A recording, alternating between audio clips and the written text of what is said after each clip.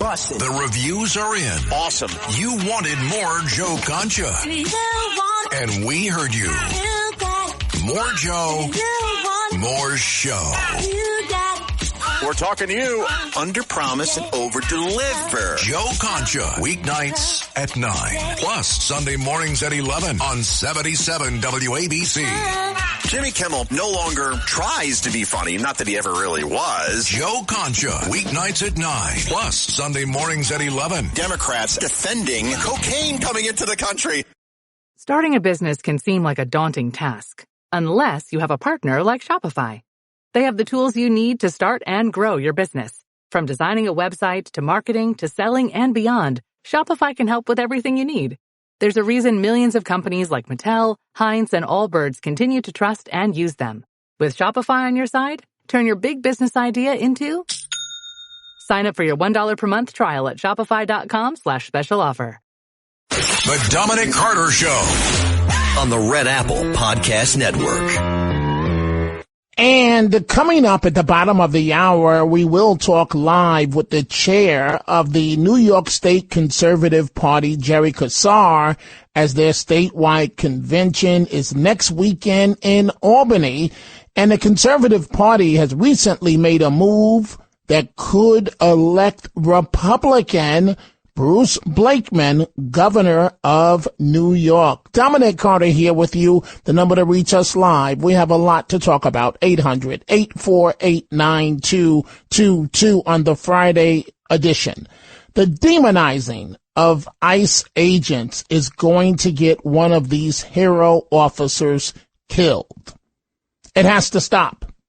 For example, the Attorney General in Arizona, reckless, citing self-defense laws in Arizona, claiming that residents there, stand your ground laws, can use deadly force on agents if they believe that their life is in danger, on hooded agents. Why in the world would a law enforcement officer, an attorney general, why would she say something like that?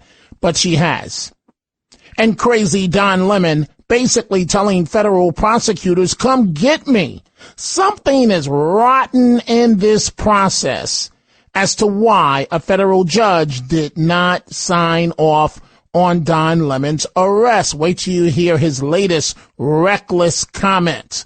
But the big story, here locally in the tri-state region, throughout much of the country, happens to be snow. And this is New York Governor Kathy Hochul. The extreme cold can be deadly, absolutely deadly. So please, there's been a lot of reports this year about cold weather, storms coming. This is one you need to take very seriously. And so we're going to get to something that has my blood boiling in just a second. And ICE arrest in Minnesota involving a father and a 5-year-old boy, and they're trying to make ICE out to be the worst people alive. We're going to get to that in just 1 second. But crazy Don Lemon, you would think he would put his head in the ground and go lick his wounds somewhere and try and regroup. Oh no. After the judge didn't sign off on him being arrested, Don Lemon takes to social media, taking a match and throwing it on the gasoline. So, look, I stand proud and I stand tall. This is not a victory lap for me because it's not over. They're going to try again and they're going to try again. And guess what? Here I am. Keep trying. That's not going to stop me from being a journalist. You're not going to diminish my voice. Go ahead. Make me into the new Jimmy Kimmel if you want. Just do it. Because I'm not going anywhere and I'm going to believe the same things, whether you want to, whatever. Now, let me just tell you something else before I get to my guests. None of this is about justice. This is about power, and it's about people who are incompetent.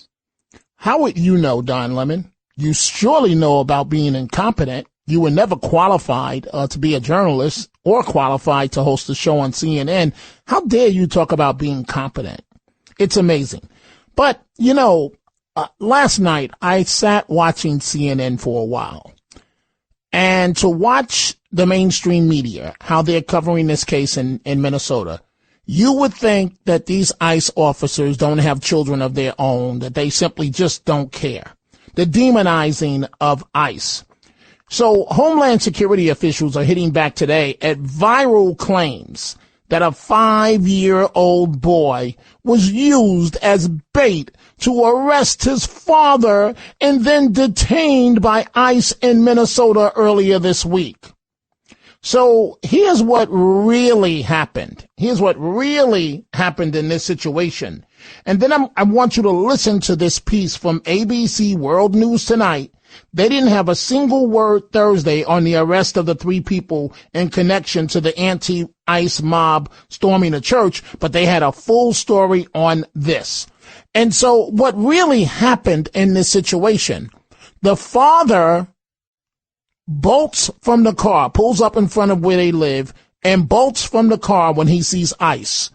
Who leaves their 5-year-old child on location in the cold weather in Minnesota? Oh, no, but the media didn't focus on any of that. The father apparently tells the mother on the other side of the door, don't open the door. He doesn't trust ICE. He doesn't want her to be arrested and deported. Again, who leaves their 5-year-old child in a situation like that? The media is not focusing on any of that.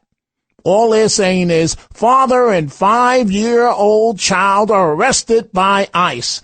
This from ABC World News. In the meantime, to the other news tonight, the growing outrage in Minneapolis, the images of a 5-year-old boy returning home from preschool, detained by ICE.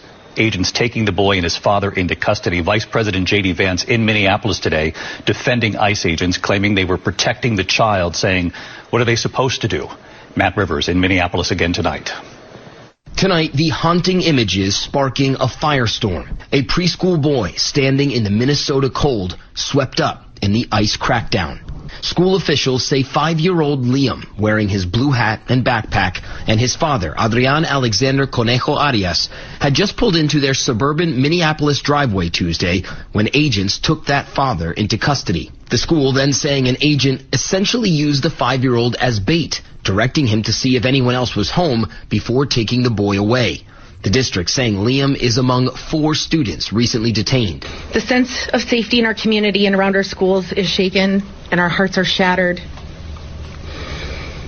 And honestly, at the end of the day, children should be in school with their classmates. But DHS telling a different story, saying ICE did not target a child, claiming Liam's father is an undocumented immigrant and fled on foot, abandoning his son in the driveway. Tonight, during a visit here in Minneapolis, Vice President J.D. Vance saying the agents were protecting the child. What are they supposed to do? Are they supposed to let a 5-year-old child freeze to death? But the district says multiple people on scene did offer to take the child, but were refused. Vance broadly praising the work of federal agents, saying the vast majority are doing excellent work. But for the first time tonight, the administration telling me they are willing to discipline ICE officers, quote, when justified. Somebody did something wrong. Yes, they're going to face disciplinary action, but we're not going to judge them in the court of public opinion. Vance saying he's trying to ease soaring tensions amid furious protests. Border Patrol Commander-at-Large Greg Bavino tossing a smoke grenade into an unruly crowd. Agents pinning this person to the ground, this stunning image of the pepper spray at close range. So that's the version from the mainstream media. The Trump administration fighting back. And this is a horrific smear that we're seeing the mainstream media and politicians on the left, including Kamala Harris, take and run with. The facts are actually that this little boy was abandoned by his own father. His own father was being approached by ICE agents when he ran and abandoned the child. Our law enforcement in these frigid temperatures stayed with the child, tried to bring him into custody with the mother, who actually would not take the child into custody, which is so sad, so horrific. Our law enforcement officers actually were taking care of the child, brought him to McDonald's, were playing his favorite music to really calm him down. This is Asmark. There's major riots forming around our law enforcement officers. That is horrendous that the child is having to face this, but our law enforcement officers were taking care of him, and he's now reunited with his father in a federal processing facility. So the real story is the father didn't give a damn about his own child and bolted. But the media is not telling you that story. ICE is just so horrendous. The mom cared so much about her 5-year-old child, she wouldn't open the door. Oh, what a wonderful mom. Happy Mother's Day, Mom. Tell the full story. Tell the truth about what's going on. 800-848-9222. We see all your calls. We're about to begin with them. The arrest at that, from that church, when those monsters went inside that church, nobody knew the law, or they didn't care about the law, and they made fools of themselves, and now they've been arrested. Megyn Kelly, I just love her. She's referring to one of the ringleaders, Nikima, and Megyn Kelly teeing off on her. It's all irrelevant. All of that is totally irrelevant. Nikima, you're an idiot. No one gives whether you did sit there for the first couple of minutes and then there's no doubt you did what you said you were going to do, which was disrupt the unsuspecting parishioners who are trying to attend Sunday service. No one cares. The law doesn't care if you sat there for a few minutes before you launched your disruption. Okay? So I don't know who's advising you at your little BLM organization, where it turns out you take more money than you give in your charitable work, and we'll get to that. But you, to me, seem like a fraudster, madam. You seem to me like a criminal even before you went into that church. And had I been interviewing you, I would have raised it. Why do you take more out of your charity than you give to the needy, ma'am, year after year after year? Is that very Christian? Is that something God would approve of? Because you seem really connected with God. Or at least your buddy Don Lemon purports to be in his questioning, and you standing up trying to cross-examine the pastor like you know better. I mean, I don't think you fully disclosed to everybody involved in this what your true character is, madam. But don't worry, it's going to come up at your trial. Oh, the feds are going to have fun with whatever's in her background. To your telephone calls, 800-848-9222, line 5, Dennis, New Jersey. What's on your mind, Dennis? Yeah, good afternoon, Dominic. At what point does this crap end? The Democrats let 300,000 kids come into this country. We don't know where 95% of them are.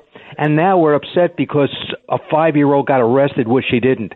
At what point do the scales start to balance in the media and we get back to being a balanced country with not 90% of the media on one side and 10% on the other? It's ridiculous. It's ridiculous, and you're correct. But those 3,000 kids that were and are missing, that doesn't matter, doesn't count, Dennis, because it happened under Biden. And when it happens under Biden, we look the other way. You know the rules of the game. If it happened under Trump, can you imagine what the headlines would say, Dennis? Absolutely. It's not a fair game. As I said, at some point, we have to come back to being balanced, or it's over for this country. Right. The way they're rewriting that story in Minnesota. Oh, these ICE agents, it's freezing outside, and this poor 5-year-old kid, daddy abandoned him and ran off, and mommy wouldn't open the door. So I guess they really, really, really, really, really love little Johnny. I don't think so. 800-848-9222. Every week, the Payne family cuts straight to the real financial story. The one question, Bob, everyone's asking is, are we in an artificial intelligence bubble? You've been through boom and bust. What do you think? No hype, no myths. Just what actually matters to your money. Does feel very similar to what we experienced in the 90s. Where are we, though? Are we in 1995, 1997, 1999? Listen to the Pain Points of Wealth on the Red Apple Podcast Network. The Dominic Carter Show. Entertaining and informative. On the Red Apple Podcast Network. And we are back on this Friday with your telephone calls. Line 5, Barry in New Jersey. Barry, what's on your mind? Hey, Barry. Dominic, how you doing? Yeah, my name's Barry. I was just calling up. Now, this guy, Don Lemon, I guess he could wear this badge as a journalist to go into, say the church here, could he do the same if a bunch of people were conspiring to, commit a murder or something? Could he walk in someone's house and, I don't know, report on that? With Barry, them doing he can't even use this as a disguise as a journalist in the church. Clearly what happened in this situation, and you'll see it's already out there, that for some reason this judge, you tell me, local politics, did not sign off on this request from the Justice Department. They have several ways to get Don Lemon. Like I mentioned yesterday, they can get one of these people that they have arrested to flip on him and tell them all they want to know. They can go the indictment route. There are a number of ways. Let me put it to you this way, Barry, and I've said this consistently. If the feds are coming after me, Dominic Carter, in particular, the Southern District of New York, excuse me, Mr. Prosecutor, just tell me where to sign the agreement. Let's get all of this over and done with. I'm not mortgaging the house for legal fees. You're going to get the conviction anyway. So let's just work this out. Don Lemon is in trouble, but he's banging on his chest, if you will. He's playing the black card, the gay card, the journalist card, because apparently he's represented by high profile attorney Abby Lowell. And Abby Lowell has a pretty decent success record at taking on the feds. It was Abby Lowell when I covered Menendez's trial. You know that Menendez is in jail right now.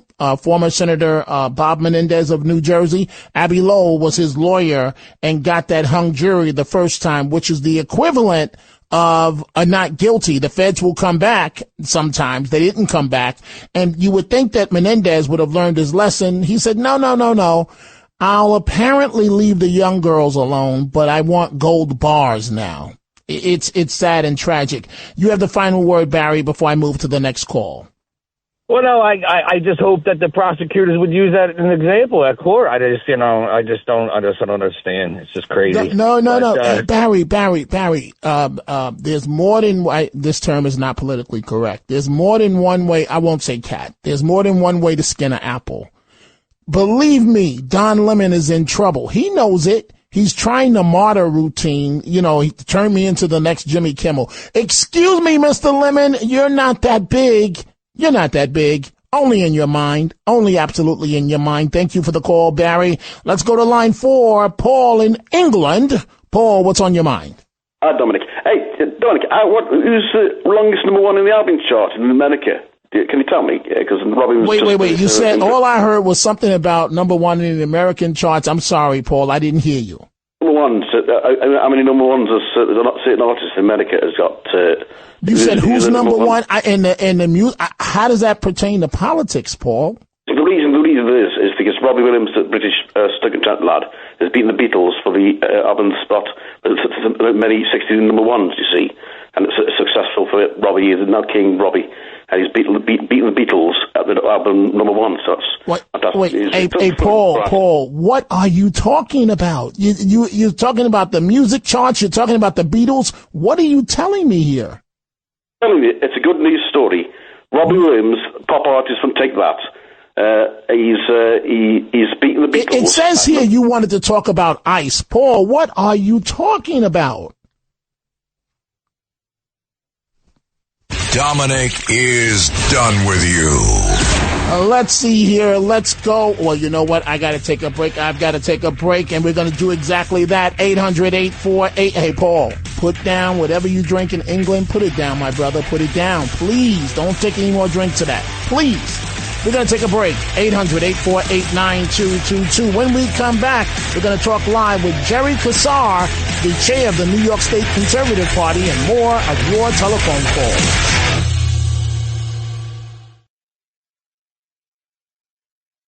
The Dominic Carter Show. Entertaining and informative. On the Red Apple Podcast Network. And back to your telephone calls in a few minutes. But first, we are joined right now by the chair of the New York State Conservative Party, Jerry Kassar, as their statewide convention is next weekend in Albany. And the New York State Conservative Party has recently made a move that could conceivably elect Republican Bruce Blakeman governor of New York. Mr. Chair, thank you for joining us. Oh, it's an honor as always, Dominic. I've always been a gigantic fan of you. Well, thank you. And I feel the same way of yours of the party, going back to the days of Mike Long, who was an outstanding person. We'll get to the convention in just a second. That starts next Sunday. Well, that's a conference. The convention is on February 14th, but that's a conference. Okay, conference. Yes, that's true, but Bruce Blakeman will be there. But Dominic, you're speaking at the conference. You're doing part of the conference on a book you wrote. Yes, but I also want, because, Mr. Chair, I've realized, I'm going to come back to me in a second. I want to start with, because a lot of people don't realize that you, as the head of the party, recently made a move that could elect Blakeman governor. And it's lining up with you've endorsed Blakeman, the Republican Party has endorsed Blakeman. The last time in recent memory this was done in my that I can remember was when New York elected George Pataki. Is that correct? Well, no, we have been endorsing we endorsed Lee Zeldin, but it is true the last time we elected a Republican governor, he was a Republican conservative governor, and in fact, the first time George Pataki won, the Conservative Party was the margin of victory. Right. And so, when I saw that, I said, wow, this really gives, because let's face it, and I'm saying this objectively, of course, Blakeman has got the personality, he's got the look, he's not somebody to sleep on. And with the Conservative Party in his corner and the Republican Party in his corner, and with Stefanik now out of the race, he's got a real shot. A real shot. I think he's got an excellent shot. I mean, I live in Brooklyn. I certainly have a good feeling of what goes on in Nassau County, where he's the county exec. I mean, he does an excellent job as county exec. But the reality is, I've known him for 35 years. And in those 35 years I've known him, I have found him to be an outstanding public official, or no matter what area he was working in. And many of those years he was in the legislative branch, and now, of course, he is in the executive branch. And it's going to be very interesting to see how this turns out. So I would imagine you're not necessarily a fan of Governor Hochul, the Democrat in this race. Well, there's many. She's become the butt of a lot of different commentary. I mean, whether she's the worst governor in America or whether based on her budget this week, I would say her general attitude is, her view of the world is the more you spend, the more you save. I mean, she's just ridiculous. She's a caricature of a governor, and it's embarrassing to the people of the state. She needs to go. We have a great guy to become governor, but she's an awful governor. Just to add insult to injury.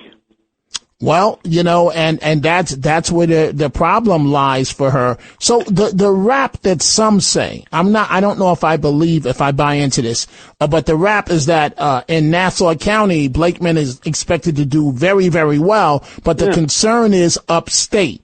And how do you respond to that? Well, I think there's some truth to that. I think the concern so there's two ways. Well, there's really only one way to look at it. Upstate wants to vote Republican. They just got to get to know Bruce better. Bruce is putting the money together, and he spends the time, and he has the commitment to bridge that issue, and to become an upstate candidate as well as he is a popular downstate candidate. That, by the way, is one of the reasons he's going to get elected governor. These are communities that, when they get to know him better, will come out in large numbers for him. They are not going to be voting for Hochul, these upstate communities. The question is getting people excited and out for him.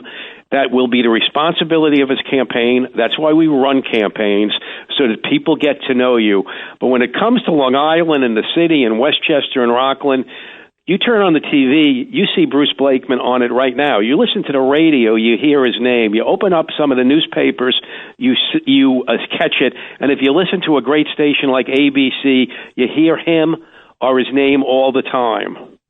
Well, and when you say, Mr. Chair, Chair of the State Conservative Party, Jerry Kassar, when you say if you get to know him, then it's a win. I agree with that. Because to me, he has I'm not comparing them in terms of policy, but he has the Bill Clinton effect. Anyone that knows Bill Clinton knows that in a one-on-one situation, he had this charisma to have you think that the whole world was about you. You talk to Bruce Blakeman in the same way. You have his undivided attention. Oh, well, let me just add something to that. Last night, I happened to be at an event on Long Island with him. It was a very, very big Conservative Party event, gigantic actually. Gentleman walks up to me and says, you know, he knows who I am, and he says, Jerry, I just ran into Bruce Blakeman. I haven't seen him in 12 years.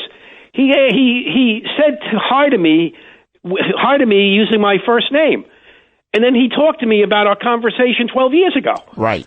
I said, well, you know what? I said to this gentleman, that doesn't surprise me at all.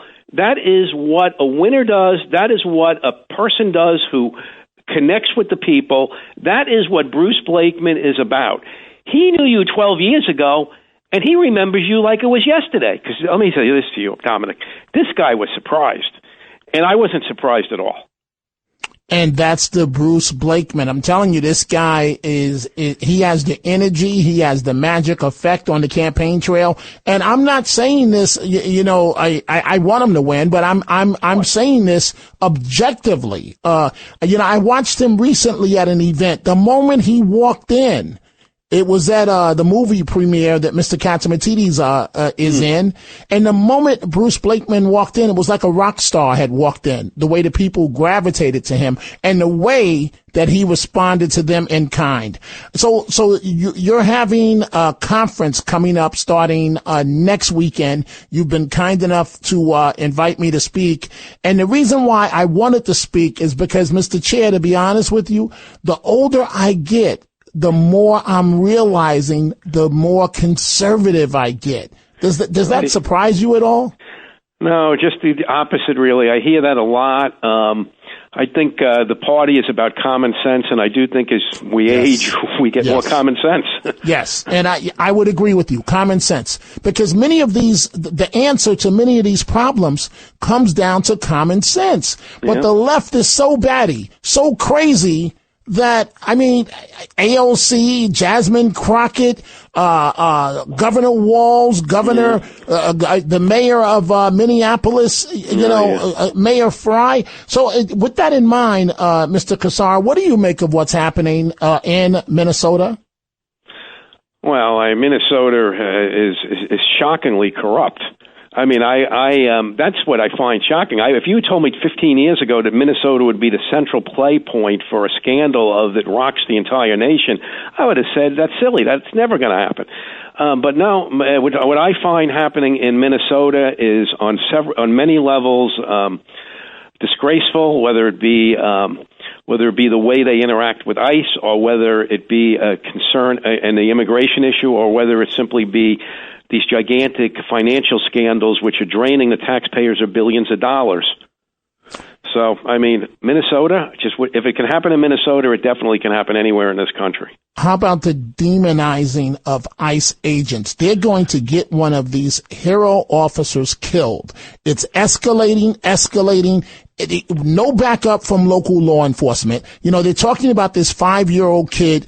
ICE arrested him, which is ridiculous, right? It's absolutely ridiculous. Right. But nobody wants to talk about the fact, well, maybe if they had backup from the police in Minnesota, they would have handed the child over to local police, and then the local police would deal with it. It's even worse than not having backup. They actually have government policies in place that any offender would know would keep them from being backed up. And that's sometimes people forget that, it's not like the violent element out there that's coming after police doesn't watch to see what the response would be. They know that they have no backup. The only backup ICE has is ICE. And that's ridiculous. And that's ridiculous, and that's limited. And we saw what happened. That's the problem also. We actually saw what happened. We saw it from 5 different angles, what happened out there, and yet people want to simply go after ICE because they don't like ICE. How about, I'm all about defending law enforcement, I always give them the benefit of the doubt, but this goes beyond the benefit of the doubt. This goes to what is simply right versus what is simply wrong. And it was obvious here that ICE agent was going to get himself run over. Absolutely. After he had already been attacked months prior and required 33 stitches. How much can one person take? He had no idea what Renee Good was going to do with that vehicle. And as far as I'm concerned, her wife should, and that's another thing, Mr. Chair. I know live and let live, and we're talking to Jerry Kassar, the chair of the New York State Conservative Party. Live on the radio, sometimes it's hard in terms of how do I describe somebody? Is it a he? Is it a she? Is it a it? Is it a cat? How did we get to this point? And, the Renee, I understand about gay marriage. Much love to my friends in the gay community, to our friends in the transgender community. But how did we get to this point, Mr. Chair? Well, we got through it. We got it through liberal policies that took away the individual's role as best as the government could do. Look, Dominic, less government is actually better government, and we might not have thought about all these peripheral issues being a result of too much government, but they have been. And Biden was the proverbial icing on the cake. So I think that played a big role in, where we ended up at this particular point in time. But we're seeing this all over the country, and the tolerance Americans have, the tolerance Americans have for doing what's right and standing up for what's right, it just doesn't seem to be there like it used to be. It seems like too many Americans want to hide, even though they want their elected officials to defend them. They don't want to defend the policies of President Trump as strongly as they should, even though they may like them. Right. It seems to me, Mr. Chair, right is right. The man is doing an outstanding job. The man may go down in history as the greatest president ever. And you'd rather listen to Jasmine Crockett and AOC? I wouldn't let either one of them walk my deceased dog. That's how bad I feel. And so that's why I'm really looking forward to your convention, your conference, next Sunday, up in Albany, because, and I never thought I would get to this point. I'm proud to be conservative in my thinking process. And I'm not hiding it from anyone, because we've all got to stand up. Before I let you go, please talk to me. I only have about 2 minutes left about this clown, Don Lemon, and then Mayor Mamdani, who is going to ruin this city. Let's start with Don Lemon. I really believe that Lemon should be arrested. I believe he clearly violated that law. I believe that he was obnoxious to add insult to injury, but obnoxiousness is not a crime. However, you throw obnoxiousness in with the crime, I definitely think he's got to pay some sort of judicial price for that. It cannot happen again. It was terrible.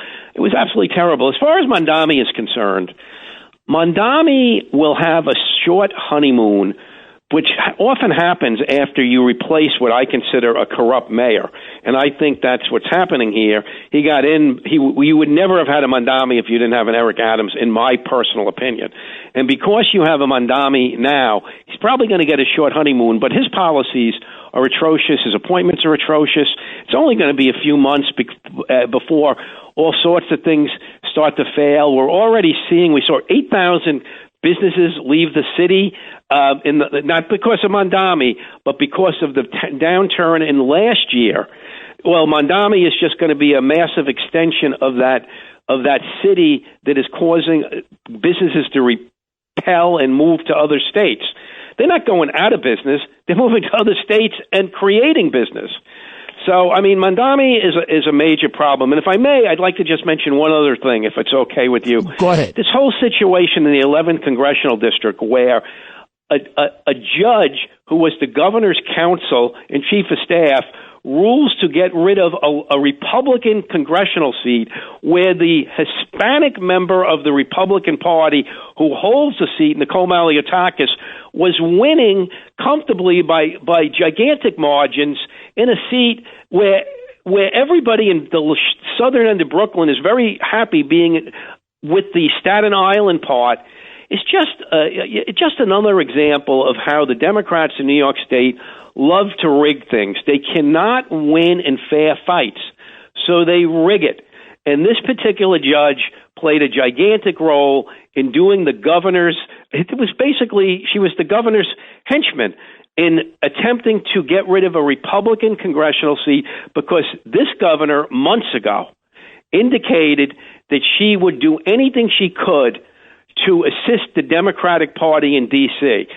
How about she read her oath of office one more time, where it says she represents all the people of New York State? Too many people spend no time at all remembering what their obligations are and responsibilities are to all the people. And fair enough. That's a great way to end this. Well said. You just heard the wise words of the New York State Conservative Party Chair, Jerry Kassar. I look forward to seeing you, Mr. Chair, at your conference next Sunday in Albany. Time for a break. We are coming right back. The Dominic Carter Show. Entertaining and informative. On the Red Apple Podcast Network. And the Tunnel to Towers Foundation final thoughts of the day, again from this fool, Don Lemon. So, look, I stand proud and I stand tall. This is not a victory lap for me because it's not over. They're going to try again, and they're going to try again. And guess what? Here I am. Keep trying. That's not going to stop me from being a journalist. You're not going to diminish my voice. Go ahead, make me into the new Jimmy Kimmel if you want. Just do it. Because I'm not going anywhere, and I'm going to believe the same things whether you want to, whatever. Now, let me just tell you something else before I get to my guests. None of this is about justice. This is about power, and it's about people who are incompetent. Don Lemon, you're going down. Folks, we've got to stop demonizing these ICE agents. What we told you at the top of the hour, courtesy of the New York Post, the Arizona Attorney General, Chris Mays, wildly suggests that residents can shoot masked ICE agents under the state's self-defense laws. And this is indeed a recipe for a disaster, because some of these nuts out here are going to believe you, Madam Attorney General. Again, that's courtesy of the New York Post. Let's go to Sandra, line 2 in New Jersey. Sandra, what's on your mind? Oh, I was going to say that, but you know what? I'd rather talk about Bruce Blakeman. You know, that Jerry Caro that you had on today, what a fabulous interview with Jerry Kassar. I'm sorry, Jerry Kassar. And he sounds like such a powerful leader. And he said, yes, we have to get to know this man. And I'm so excited, you know, Dominic, that I'm going to have him at the club on March 19th. We have to get to know him. And every night I sit in my office now and I start to learn about this man. Let me tell you, I am getting very, very excited by him, Dominic, and I hope that he wins, and I think he will. And this is just the beginning. I'm just beginning to learn about him, but he's fabulous. Well, he's a good guy. I thank you for the call, Sandra. I'm trying to get another call. He's a good guy. And he's got, besides being a good guy, he's got the magic touch. I'm telling you, folks, I've seen the winners. You can tell a winner from the moment you meet them, or at least I can. Rose, line 1, Long Island. Rose, we only have about 40 seconds. It belongs to you. Go ahead. Hey, thank you, Dominic. I didn't intend to talk about this, but here it goes. People have to realize that Bruce Blakeman is our last best hope to reclaim this state and reclaim our city. Because if another Democrat gets in, we are in deep, you know what. And it's scary. I hate to see him leave Nassau County. He's been fabulous for us, but there's a bigger picture here. So, but it also dovetails what I want to say about ICE. I just shudder to think what will happen when they come here without the support of the police or the governor. I think it'll be chaos, mayhem. death, burning.